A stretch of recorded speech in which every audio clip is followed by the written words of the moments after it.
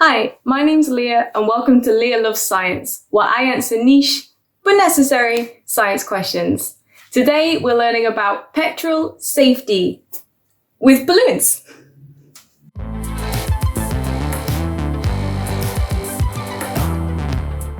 On the 6th of May 2021, a group of hackers broke into the computer systems of Colonial Pipeline and stole over 100 gigabytes of data, allegedly from research and development and accounting.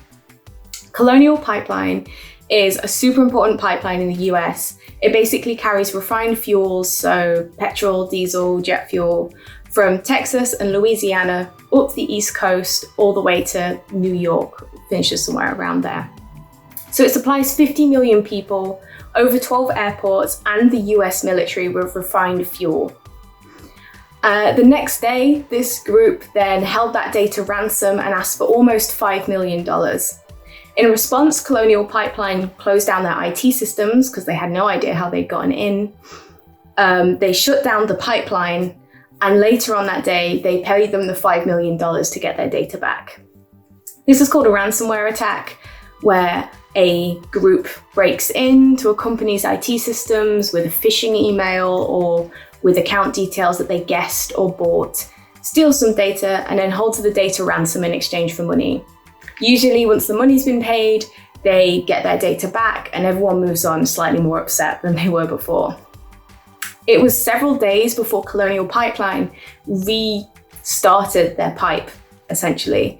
They were worried about what the hackers knew, they were worried about weaknesses in their system that the hackers might try and break in again, and they were worried the pipeline might be in danger. So they were kind of keen not to just turn it back on. So it was a few days, maybe 5 days before the pipeline started doing fuel again. In that time, the media found out an important pipeline had shut down, and there was the slight possibility that there might be fuel levels running low, and the media went ballistic. And because the media went ballistic, people started to worry that they were going to run out of petrol. So a lot of videos started circulating of people filling basically whatever container they had in their house with petrol. Some of these videos included people filling things like plastic bags full of petrol. Now, I always thought that you had special containers for things like petrol and diesel because of the way petrol is. So petrol's super flammable, it evaporates at like 40 degrees, so a hot day. It's toxic, it's a carcinogen, it's horrible. So I always thought that was the reason you had special containers, because you need to make sure you've contained it, it can't leak. And in these videos of people filling plastic bags, you can see these bags draining, like really draining. And in the UK, plastic bags, like shopping bags, often have holes already in them. So if you had a child in the house and the child was playing with the bag and put it on their head, they would still kind of be safe because the bag already had holes in it. So that was my thinking. I thought, these idiots, they've used bags with holes in to contain their petrol. Not so. I have recently learned some super cool chemistry and I'm here to share that with you. So basically, petrol and plastic are both hydrocarbons, which means they both contain hydrogen and carbon. They're just in different forms. So petrol's just floaty around hydrocarbons. Plastic is long chains called polymers. And plastic tends to dissolve if these chains fall apart, so they're only barely together anyway in most plastics. And because they're so similar, it means that one can dissolve in the other. So that's the same reason salt dissolves in water, because chemically they're very similar, even though physically they're not very similar at all. And everything in the universe wants to reach the lowest energy. So it's the same reason things emit light. It's usually because they've got too much energy and they want to get rid of some of that energy by throwing some light. It's the reason things are radioactive. It means they've got too much energy in their core, so they throw out a bit of their core in an attempt to try and lower their energy. And it's the same for hydrocarbons. So basically things will only dissolve if it involves going to a lower energy, because things don't want to be more energetic. They want to get rid of the energy they have. And basically when you have a plastic bag full of petrol, it is more effort for the plastic to stay a bag than it is for it to just dissolve into the petrol. Like it's more energy to be the bag than it is to just become petrol, become a petrol plastic sludge. Now, I know that sounds pretty wild. I thought it was incredible, but then I'm not a chemist, so all chemistry is exciting to me. But I just thought that was wild that plastic and petrol were so similar chemically that plastic could just fully dissolve into petrol, no questions asked. Now, it's not true of all plastics. If you have like a tank that's designed for holding petrol, that is often high density polymer. Polymer? Yeah, high density polymer. So that stuff's super thick, it's super stable, it's designed not to be eaten by petrol. But if you're putting petrol in plastic bags or Tupperware or milk cartons, that plastic is not super stable. So petrol will tend to eat straight through it, and then you have petrol everywhere. And as I said before, it's flammable and toxic and a carcinogen and just a bad time all round. Now, I think I've said something pretty wild here. I've just told you that plastic and petrol are so similar that one can dissolve the other. However, I have proof. I have a kind of proof. This here is a balloon. Whoa, slow down, egghead. An adorable balloon. I'm gonna hold it like this so it wobbles less. It's actually a water balloon, so in terms of stability, basically it's designed to pop. Now, natural rubber is also a polymer. It's also a super long chain. And in balloons, it's barely held together. And what I have here is a lemon. Oh, it's really squished. I have a very squished lemon. And the oil inside lemons and citrus fruits, citrus oil, is limonene. And limonene is a hydrocarbon, just like the rubber is a hydrocarbon. So chemically, they're super similar. And it's basically the same oil that makes citrus fruits smell super good. And these balloons are so barely held together that if I squirt limonene on them, the chains basically fall apart and the balloon will pop because the balloon has started to dissolve. Now, this only really works for balloons that haven't been specially treated.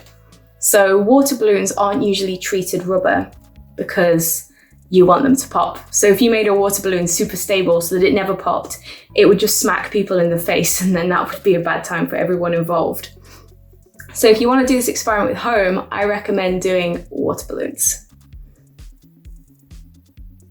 I have our lemon peel already prepared. So here I have my water balloon, here I have my lemon peel. I missed. I've done this experiment a couple of times to just make sure I had the right kind of balloon, and every time it's horrifying to me. So just to show you one more time, here I have another water balloon. Why am I doing it again? Because I like to suffer. And again, I'm just squirting the oil out of the lemon like you would onto a cocktail, if you fancy and you make your own cocktails. So same again, I'm just squirting oil on, and the oil is dissolving the balloon and it's just exploding. I'm so scared. I'm unreasonably scared. Fine. I must have got a really big squeeze last time. What did I do to you, damn balloon? So here's my water balloon. Here's my fresh lemon peel. Are you serious? Oh, it works 12 times in a row, and then you try and film it and it's like, no. Basically, the limonene starts to dissolve part of the balloon and the balloon just pops, like it gives up immediately. It's so ready to not be a balloon anymore. It wants to be dissolved goo. But this effect doesn't work on all balloons, in the same way that petrol doesn't melt all plastics. If you've got a specially treated plastic, a specially treated balloon, it's basically held together more strongly. Now, here I have a treated balloon. So as I say, water balloons are not treated because they're supposed to explode. However, regular party balloons are typically not supposed to explode, especially while you're blowing them up, hence why this one is so much bigger. And if you look at the difference, this one, I ripped one of these trying to blow it up. This one is much more sturdy, and well, this one's literally see-through. So this is a treated plastic. So if I do the same thing and squirt limonene on this, it shouldn't explode because it's treated. It's actually called vulcanized. So if rubber has been treated with sulfur, the long polymer chains that come apart so easily are held together more securely because they've got a little bit of sulfur just jammed in there. So that's probably how this party balloon was treated. So here's my party balloon. Happy birthday. Here's my lemon peel. So this has probably been treated much more than the water balloon has been because it's not supposed to just immediately explode. And that's essentially the science of putting petrol in a plastic bag. The petrol essentially dissolves part of the plastic because it's a lower energy state, a lower way of being. And that is the same reason that limonene explodes balloons, but only balloons that have not been treated with sulfur. I hope you enjoyed this video. If you did, please click like below and subscribe to the channel via the orb. If you have science and engineering questions or stuff you've seen in the news that you want answering, head over to the Leah Loves Science Facebook and Instagram pages or leave them in the comments below and we will check them out. And if you want to see more videos like this, we have the Leah Loves Science playlist right here. Bye! Limonene. So temperamental when you're trying to squeeze it out of the lemon.